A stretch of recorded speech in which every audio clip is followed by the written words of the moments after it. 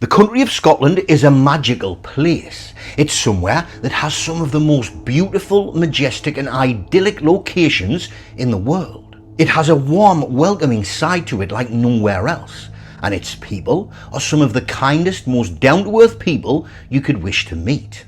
But, like every picturesque place, it also has its darker side, its underbelly so to speak, that often rears its ugly head to remind us that Scotland has its fair share of pain, murder and death. And in today's video, it's this side of Scotland I am going to be focusing on, as I cover 17 evil, murdering madmen and women who showcase the darker side of Scotland only too well. From the case of a man who prison napalmed his victim as he murdered him, and then went on to stage the scene, to the case of a woman who murdered her boyfriend with his own knife before calling her parents as he lay there bleeding to death. I have found 17 of the most brutal and despicable murderers lurking in the shadows, who were convicted and or sentenced for their evil crimes in 2025. And, having looked high and low, I have tried to find cases that were not always widely reported in the national news. And so, there is a high likelihood you haven't heard much about these cases. Hello and welcome to the Diary of Madmen and Monsters, where we talk about the mad men, women and monsters that inhabit our society, covering well-known and not so well-known cases across the UK and beyond. And if your idea of a good time includes true crime shows and comfy clothes, then you're in the right place and you're going to fit in well. Now, let's get ready, because it's time for more true crime.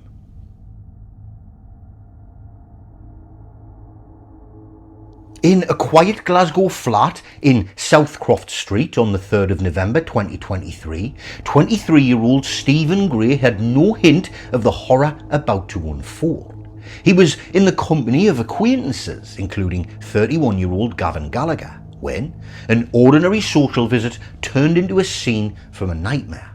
As friends and acquaintances began to leave the flat, Stephen Gray returned looking to speak with Gallagher. However, consumed with anger and hate, Gallagher had prepared a devastating ambush to greet him. As Gray knocked on the front door, Gallagher had boiled a kettle of water, mixed in sugar, and then opened the door on Stephen. In an instant, he doused the young man's bare torso with the scalding syrupy liquid, a homemade prison napalm designed to stick to skin and amplify pain. Stephen's flesh blistered as he screamed in agony, but Gallagher wasn't done. As Stephen staggered, blinded by pain, Gallagher lunged with a large kitchen knife. He plunged the blade twice into Stephen, one thrust slicing above his eye, and the final fatal blow piercing straight into Stephen's heart.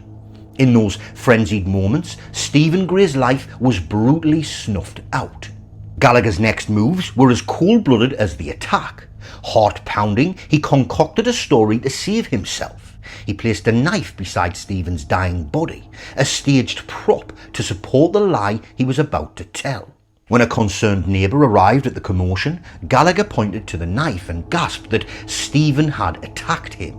He frantically claimed self-defence, dialing 999 himself and repeating the tale to police. But evidence doesn't lie, and neither did the burns and wounds on Stephen's body. Investigators saw through Gallagher's ruse almost immediately. The pattern of burns, mostly across Stephen's back, didn't match Gallagher's story of throwing boiling water face to face. The fallen knife by Stephen's hand was an obvious plant. Gallagher's web of lies was already unravelling. Nearly 2 years later, in a Glasgow High Court, Gavin Gallagher faced justice.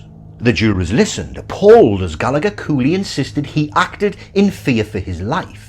He described feeling fight or flight, panic, painting himself as the victim of an aggressive outburst by Stephen. But the jury saw the truth. This was no defensive act. It was a calculated ambush and murder. In September 2025, they delivered a unanimous guilty verdict, sealing Gallagher's fate. Gallagher stood stone-faced as the judge, Lord Mulholland, delivered a scathing rebuke. This was a shocking attack, the judge thundered, an appalling thing to do to another human being.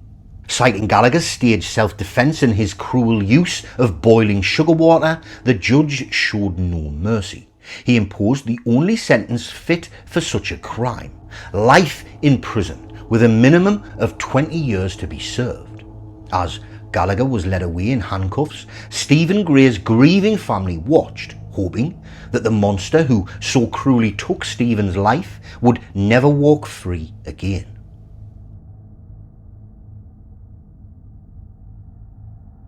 In the quiet Fife village of Guardbridge, a deadly secret festered behind closed doors. Gary Thompson, a 60-year-old father of 4, vanished from contact on an October night in 2023. Unbeknownst to his family, Gary lay lifeless on his living room floor, the victim of a savage betrayal by someone he thought he could trust, his neighbour and friend John Farquhar. Under the cover of darkness on October 17th, Farquhar had stormed into Gary's flat and launched a brutal knife attack. With chilling precision, Farquhar plunged a blade into Gary's neck and body again and again. And then, as Gary bled out on his carpet, Farquhar did the unthinkable. He stepped over his neighbour's corpse and stole Gary's wallet, keys and even his bank cards. For nearly 24 hours, the killer acted as if nothing had happened. The next evening, Gary's daughter Yasmin grew worried and came to check on her dad. There, just outside the flat, she ran into Farquhar, the very man who knew exactly what nightmare lay inside. Farquhar looked her in the eyes and lied. "I haven't seen him," he shrugged, even as Gary's blood silently dried just feet away.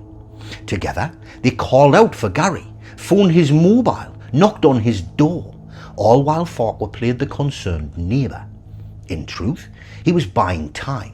He had spent the day carousing round town, drinking on Gary's dime with the stolen bank cards, and now he just needed to slip away. As Yasmin's anxiety peaked, Farquhar excused himself into the night, promising, "If I see him, I'll tell him to phone you." When the police finally broke into Gary's home, Yasmin's screams pierced the evening air. Her father was found slain, stabbed in a gruesome frenzy. The only person of interest, John Farquhar, had vanished. A manhunt ensued. The next day, Farquhar's phone rang, and in a moment of twisted bravado, he answered. In a flat, emotionless tone, he confessed, "It was me, I murdered him," and mentioned he was contemplating ending his own life. That admission was all the police needed.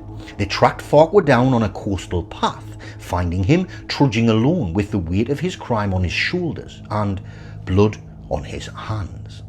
In April 2025, John Farquhar stood before a judge and Gary's grieving family to face justice. The courtroom fell silent as statements from Gary's daughters were read, heart-wrenching accounts of nightmares and lives shattered. Farquhar, eyes downcast, listened as the judge condemned his actions, the callous deception of Gary's daughter, the cold-blooded murder, and even the theft of Gary's money while his victim lay dead. It was cruel and senseless, the judge intoned, a premeditated killing born of some petty feud, not self-defence or madness. For this heinous betrayal, Farquhar received life in prison with a minimum of 22 years to be served. In all likelihood, the judge noted, this remorseless killer may never walk free again.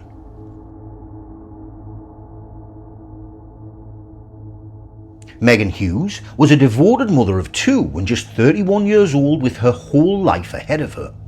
But on one frigid February night in 2025, the person she trusted most became the source of her worst nightmare. Megan's relationship with 32-year-old Corey Dryden had started like any other, but it soon spiraled into a cycle of control and abuse. Megan had even told friends she feared Corey might kill her one day, a fear that tragically proved prophetic. In the early hours of February 9th, the quaint village of Churnside slept under a blanket of quiet, but chaos reigned inside Megan and Corey's home on Windham Road. Around 2:15 a.m, muffled shouts gave way to screams as Corey Dryden snapped, Fueled by alcohol and rage, he pounced on Megan in a drug-fueled paranoia or jealous fury. Megan's terrified cries of help pierced the darkness, alarming a neighbour awake. But walls offered no salvation. Behind closed doors, Corey unleashed a frenzied attack. Grabbing a large kitchen knife, he stabbed Megan again and again, merciless targeted thrusts that pierced her chest, her abdomen and her neck. Blood splattered the walls as Corey's frenzy escalated. He then snatched up a heavy claw hammer and rained down blows on Megan's head. Bone cracked and blood flowed. By the time Corey stepped back, panting, he had stabbed Megan 27 times and bludgeoned her skull, a level of brutality one detective later called inhuman. Megan, though mortally wounded, wasn't immediately gone. In those final moments, she somehow mustered the strength to shout for help, desperate for rescue, even as Corey's knife came down. Neighbours later recounted her calls for help during the trial, describing her screams and Corey's chilling voice commanding, "Shut up!" as he literally butchered the woman he claimed to love. Corey Dryden, however, wasn't finished inflicting cruelty. For over 2 hours, he let Megan bleed out on the floor without calling for help. When he finally phoned emergency services at 4:34 a.m, his voice was composed, even casual, as he spun a despicable lie. He claimed Megan had suddenly gone crazy, attacked him, and then stabbed herself. It was an obvious fabrication. Corey's own hands bore no cuts, no defensive wounds, while Megan's body told the real story in gruesome detail. Paramedics arrived minutes later to a horrifying scene. Megan's lifeless form and the blood-soaked knife bizarrely placed in her hand by Corey in a feeble attempt to stage a suicide. There was nothing they could do. Sadly, Megan was gone. Police hauled Corey Dryden out in cuffs at dawn. Confronted with the overwhelming evidence, the remorseless killer eventually confessed, avoiding a trial by pleading guilty to murder. In court, Megan's family described her as a loving, caring soul whose life ended in unimaginable terror. Even the hardened judge's voice wavered as he recounted how Megan's injuries were so horrific her loved ones couldn't even see her one last time to say goodbye. For his monstrous act, Corey Dryden received life in prison with a minimum of 18 years before any hope of release. As the judge pronounced the sentence, he delivered an epitaph for Megan's short life. Ultimately, her worst fears were realised. Dryden showed no emotion, but behind him, Megan's mother clutched a photo of her daughter and wept. No number of years can return Megan to her children, but knowing Dryden will spend decades locked away brought a measure of justice.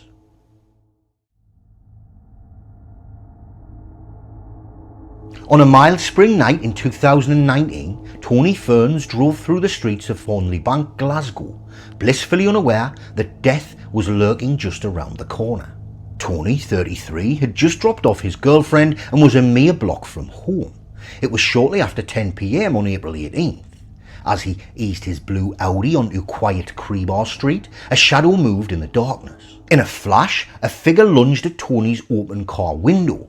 There was a glint of metal, a swift, forceful thrust, and then searing pain as a knife plunged straight into Tony's chest. The assailant vanished as quickly as he'd appeared, leaping into a waiting SUV that screeched off into the night. Bleeding profusely, Tony slammed his car into gear, desperate to get home.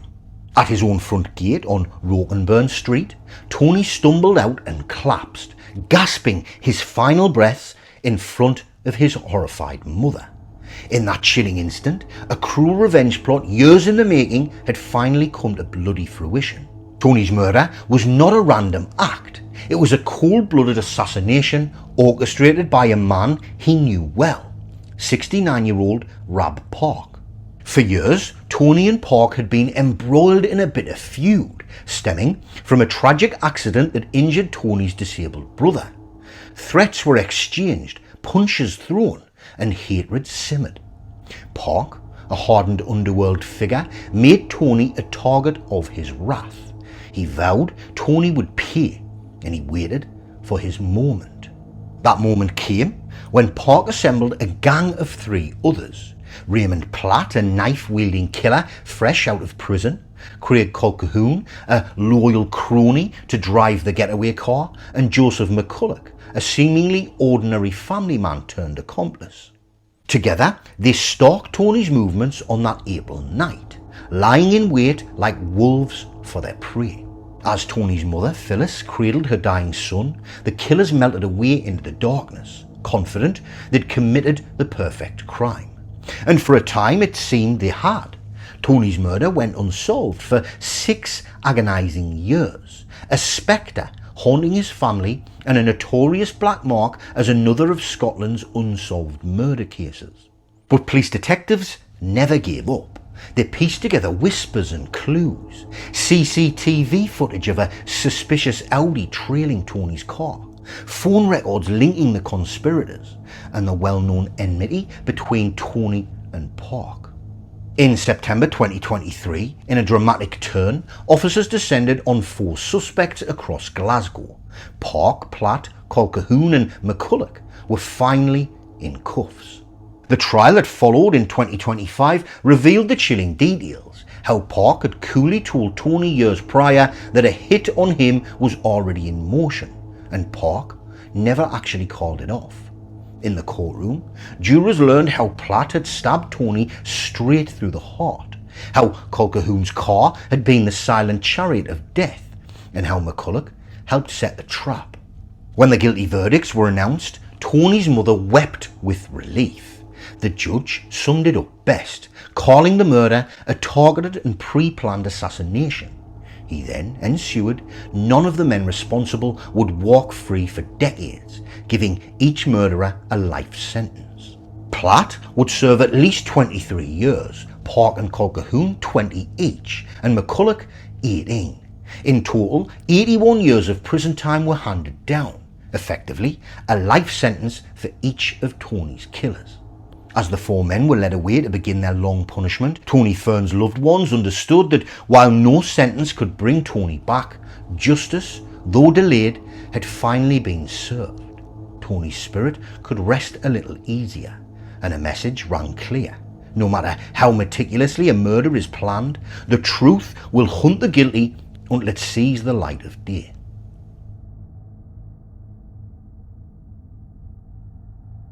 On September 29, 2023, in a dimly lit flat in Glasgow's Maryhill district, a calculated betrayal was set in motion against a gentle soul named Joseph McGreedy.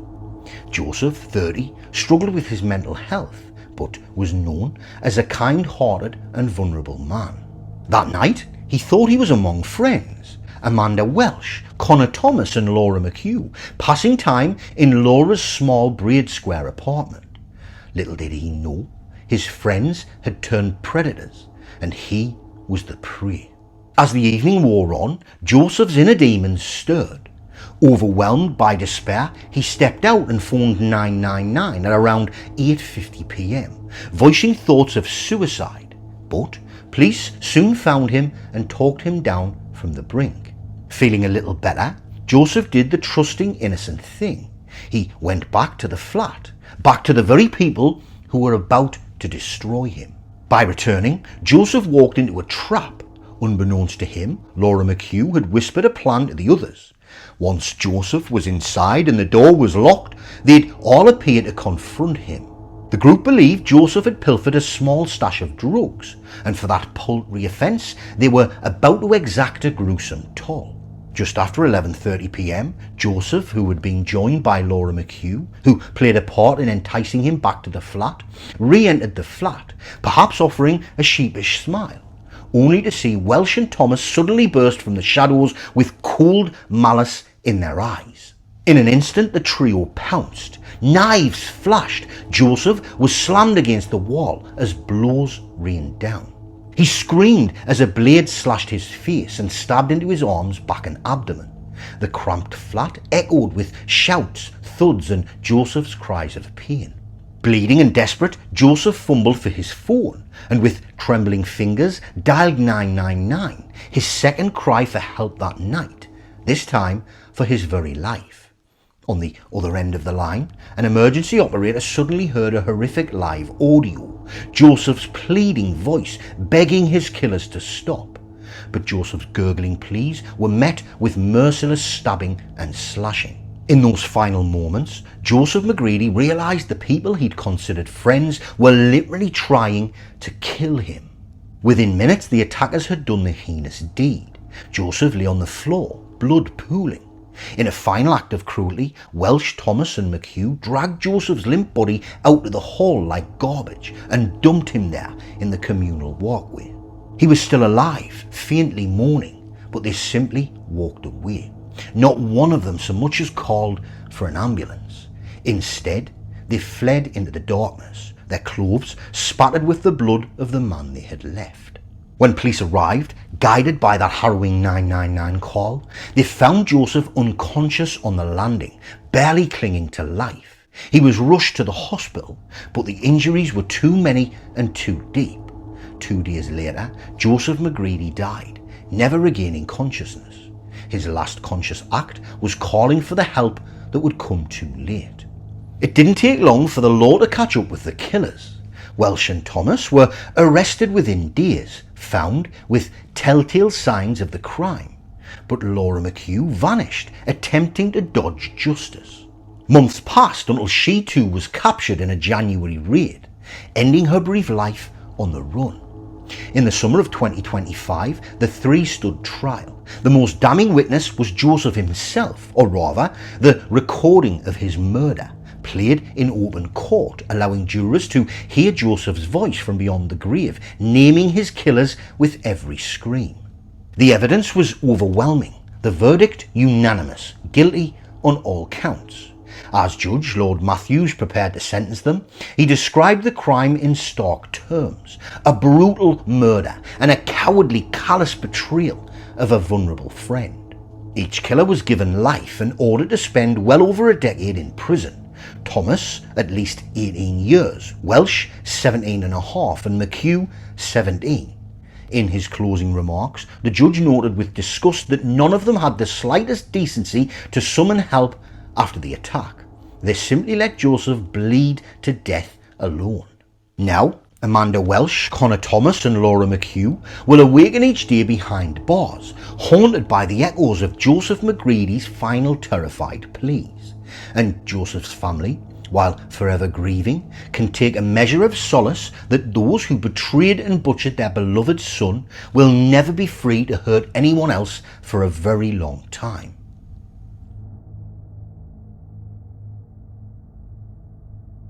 It was just after 1 AM on the 28th of February 2023 when 37-year-old Neil Caney answered the door of his mother's home on Nairn Road in Greenock. He thought a friend might be calling.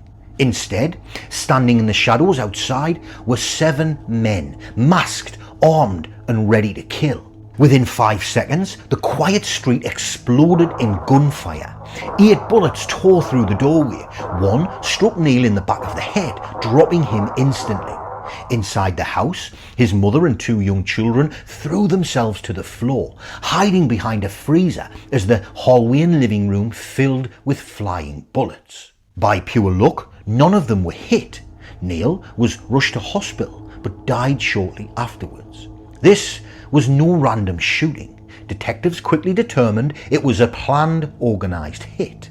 Over the following weeks, the net closed around those responsible. First to be caught were Jack Benson, who had driven the getaway car, and Dale Russell, who carried a machete. Next came Martin McCusker and Kieran Meachin. Then police tracked down Brendan Ballock before finally arresting Kieran Hendry and Michael Munro in May 2023. In total, 7 men, all connected to each other, were accused of conspiring to murder Neil Caney. Prosecutors later revealed the group had met earlier that night, armed themselves with a handgun and knives, and travelled together to Greenock. Benson waited nearby in his car while the others approached the house. When Neil opened the door, the gunman opened fire. Though it was never proven which one pulled the trigger, under Scots law, every man who took part in the plan was guilty of murder. 2 years later, the case went to trial. One of the accused, Kieran Meachin, admitted his role and pleaded guilty. The other 6, Ballock, Benson, Hendry, McCusker, Munro and Russell, fought the charges. In July 2025, after 4 weeks of harrowing evidence, a Glasgow jury found them all guilty of murder and attempted murder, noting the 6 other people, including children, who were also in the firing line that night. On the 12th of September 2025, Lady Drummond handed down justice. Each man received life in prison. Russell, described as a career criminal, was given the longest minimum term, 24 years. McCusker got 23 years. Ballock, Hendry and Munro each received 21 years. Benson, the getaway driver, got 20 years. And Meechan, who had pled guilty, was sentenced to 17 years. In total, the judge pointed out, these men must serve 147 years between them before parole can even be considered.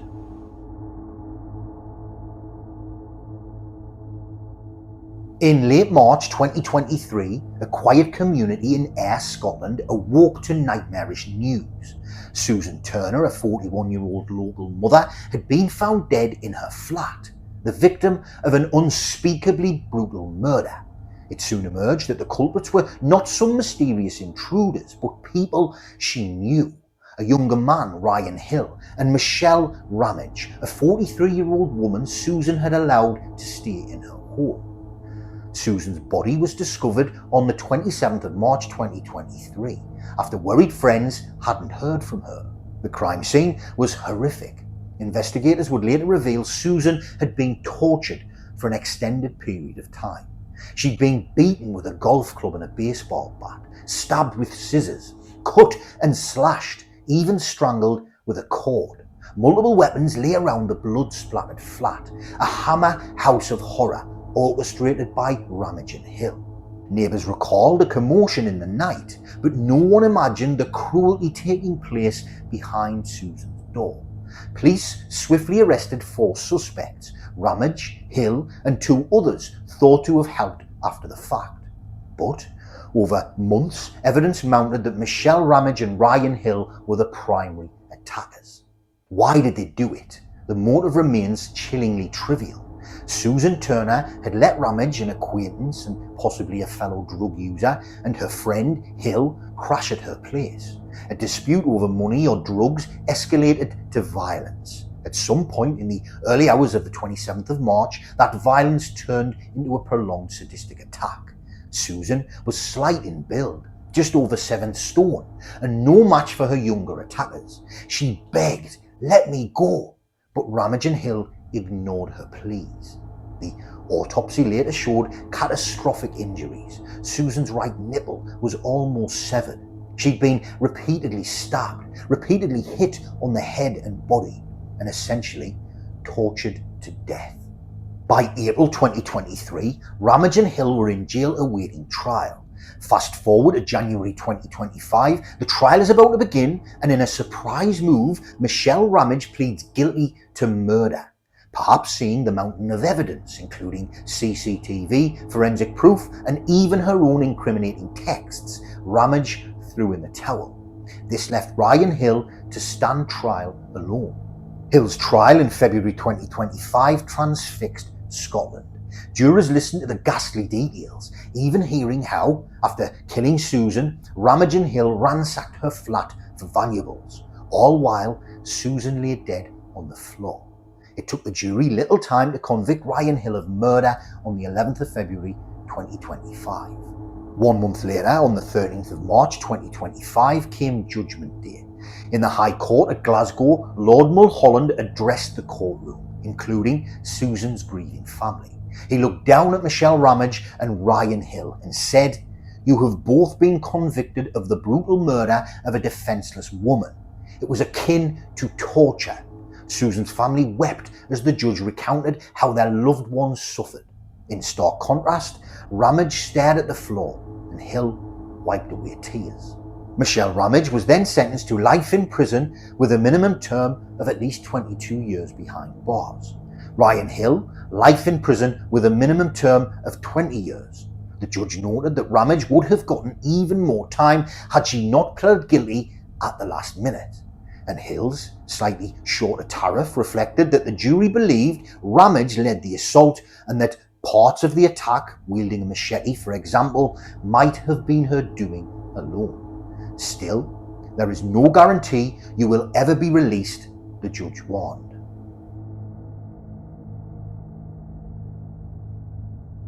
On a summer night in 2023, in a high-rise flat overlooking the city of Aberdeen, Elizabeth Sweeney committed a crime as grim as any in the city's memory.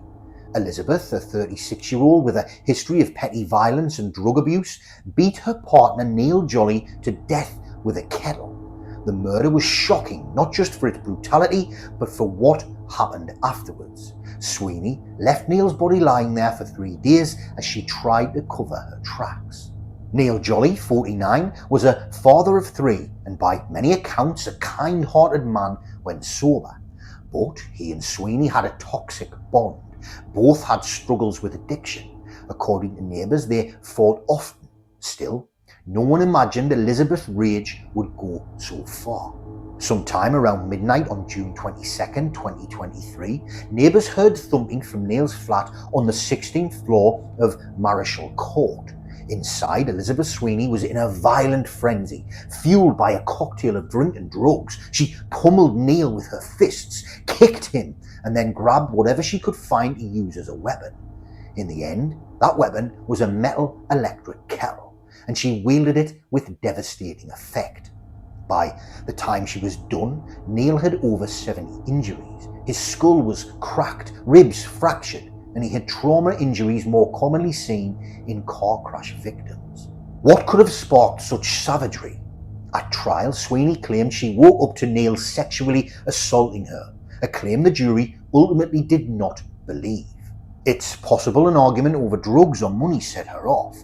In any case, after the beating, Neil lay motionless. Rather than call an ambulance, Sweeney tried to erase what she had done. She washed Neil's bloody body and cleaned the crime scene as best she could. For the next 3 days, she lived in that flat with Neil's corpse. She even went out on CCTV running errands, acting oddly normal, while Neil's family grew frantic from not hearing from him. Finally, in the early hours of June 26, 2023, Sweeney made a 999 call. In feigned panic, she claimed to have just found Neil unconscious. But when paramedics arrived, the truth was obvious. Neil was long dead, and the injuries on his body told a story Elizabeth couldn't talk her way out of. Police promptly arrested her. In late January 2025, Elizabeth Sweeney stood trial for murder at Aberdeen's High Court. It was a gruesome case. Jurors saw the dented kettle, essentially a murder weapon, and photographs of Neil's battered body. Sweeney stuck to her story of self-defense, portraying Neil as an abuser and herself as a victim who lost control. But the evidence of prior incidents came out. Neil had bruises from earlier beatings she'd given him. He told friends he was scared of Elizabeth when she was on drugs. And crucially, the forensic timeline showed Neil had likely died on the 22nd or 23rd. And Sweeney waited days, coolly covering up before calling for help. The jury didn't buy her defense, and on the 4th of February 2025, they found her guilty of the murder of Neil Jolly. At sentencing on March 31st, 2025, Judge Andrew Miller did not hold back. He reminded Elizabeth Sweeney and everyone in the courtroom of Neil's suffering. Over 70 injuries, a sustained assault. He pointed out that Neil was essentially helpless at the end, and that Sweeney showed zero mercy, not even calling help for 3 days. The judge acknowledged Sweeney's own troubled life. She had a long rap sheet of assaults and a raging drug habit. But, he said, although you maintain your story, the jury rejected it. You murdered Neil Jolly. He then passed down the sentence: life in prison, with a minimum term of 18 years. For Elizabeth Sweeney, now 36, that means she'll be in her 50s before she has any chance of release.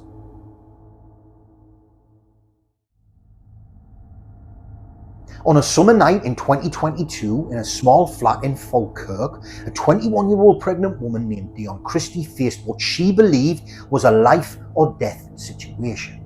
By sunrise, her boyfriend, Jevon Haig, was dead on the floor, a knife wound straight to his heart. What led to this bloody climax? A toxic mix of domestic abuse, drugs and sheer terror. Dion and Jevon were both just 21, young and tumultuous. Jevon dealt drugs to get by, ran with a rough crowd and had a temper that flared, especially when he was high. Dion was no saint either. She had a feisty side, but she often bore the brunt of Jevon's anger. By June 2022, Dion was 7 months pregnant with Jevon's child. Friends later recounted that Jevon wasn't kind to her during her pregnancy. In fact, he'd beaten her badly enough that she considered leaving him for good. But, like many abusive relationships, they stayed together, each fight followed by apologies and promises. On June 26, 2022, whatever fragile peace they had shattered. The exact spark will never be known. Jevon isn't here to tell his side. But Dion's account, which a jury would later accept, is harrowing. That night, Jevon came home intoxicated, high on who knows what, and in a paranoid fury, he accused Dion of cheating or betraying him. An argument erupted. According to Dion, Jevon grabbed a knife, cornered her, and said something no pregnant woman should ever hear. He threatened to cut the baby out of her. Imagine the fear. She's carrying their unborn son, and the man who was supposed to love them both is now menacing her with a blade, threatening a grotesque act of violence. A violent struggle ensued in their cramped flat. The walls were thin. Neighbours would testify to hearing thumps, a scream, then silence. In that fight, Dion was thrown around. Later, police photographed dark bruises on her arms and legs where Jevon had gripped and hit her. In desperation, Dion said she managed to wrestle a knife away from Jevon. Perhaps he dropped it. Perhaps her adrenaline gave her a burst of strength. The jury believed that part. Forensics showed the fatal wound came from Jevon's own knife. In the span of mere seconds, roles reversed. Dion had the knife and she plunged it into Jevon's chest, a single deep stab directly into his heart. Blood sprayed the walls. Jevon staggered, his fury turning to shock. He collapsed, and by the time neighbours peered in or the first police responders arrived, Jevon Haigh was dead. Dion, in hysterics, blurted out to police that night, "He was going to kill my baby." She had just gone from expecting mother to killer in one night. The justice system now had to untangle if she was a murderer or a victim, or something in between. It took nearly 3 years to get to trial, delays, investigations, and perhaps the baby's birth in between. When it did, in March 2025, Dion's trial had all the drama of a soap opera, except it was painfully real. The prosecution painted Dion as having a possible angry streak, pointing to some nasty texts she sent about Jevon. The defence, however, told the story of intimate terror. They described how Jevon, known to be violent, had indeed not led a blameless life. They emphasised Dion's bruises, the neighbours' testimony of prior fights, and most of all, that horrifying threat about the baby. Perhaps the most chilling corroboration was this. In the crime scene, investigators found evidence that supported Dion's version. There were signs of a struggle everywhere, broken furniture, blood in multiple spots, defensive wounds on Dion, and Jevon's hand still had a knife clutched in it when he died, albeit not the one that killed him. He had apparently grabbed a second knife or held on after she stabbed him with the first. It indicated he was armed and attacking when he was stabbed. The jury's verdict was essentially a statement. "We believe you, Dion, to a point." They acquitted her of murder, meaning they didn't think she intentionally meant to murder him out of malice, but convicted her of culpable homicide under provocation.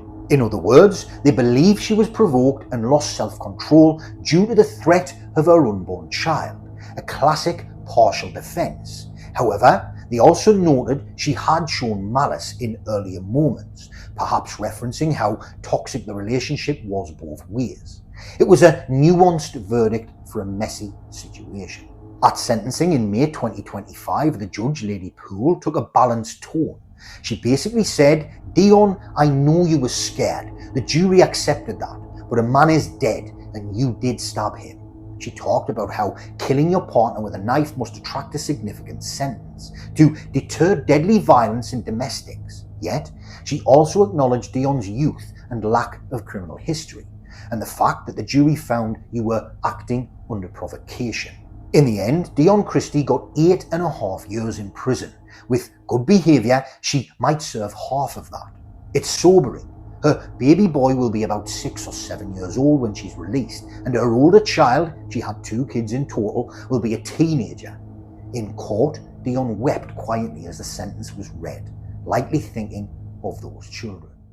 Now, if you took something from this video, you might also like to watch the video on screen now, where I discuss 17 evil murderers who were jailed in the UK in September 2025 for their heinous crimes.